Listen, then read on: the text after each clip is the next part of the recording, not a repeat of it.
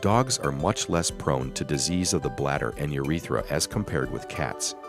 However, the lower urinary tract can be a site for inflammation, infection, stones, or obstructions.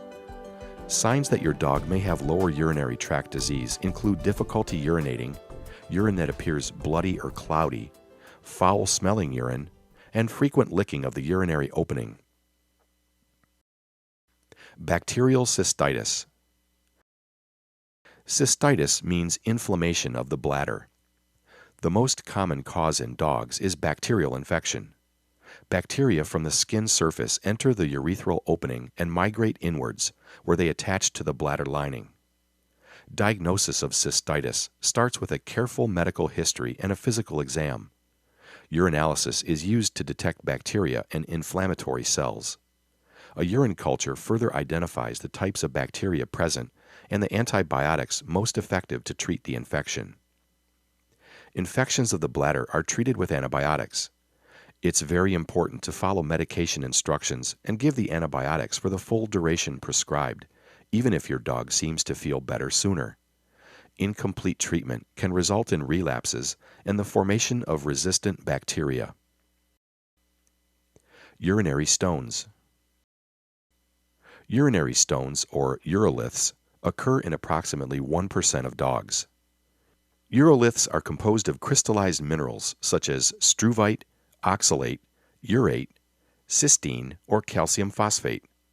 Certain breeds are more prone to urolithiasis, including Dalmatians, Dachshunds, Basset Hounds, English Bulldogs, Yorkshire Terriers, Irish Terriers, Lhasa Apsos, miniature poodles, Schnauzers, Shih Tzus, and Chihuahuas.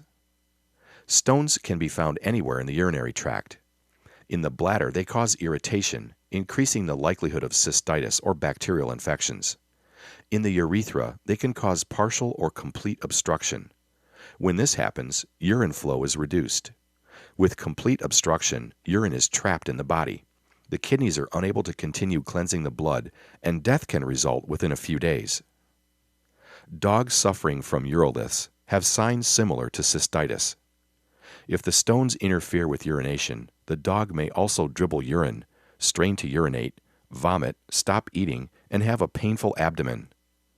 Diagnosis of urolithiasis is based on a physical exam and urinalysis. X-rays, ultrasound, and blood test may also be beneficial. For proper treatment, the veterinarian must identify the mineral content of the stones, either by finding crystals on the urinalysis or by collecting stones via urinary catheterization or surgery. Some stones can be dissolved with special diets or flushed out of the bladder through a urinary catheter, but others require surgical removal. Following stone removal, dogs are treated to prevent recurrence. Stones typically form in concentrated urine at a pH specific to each type.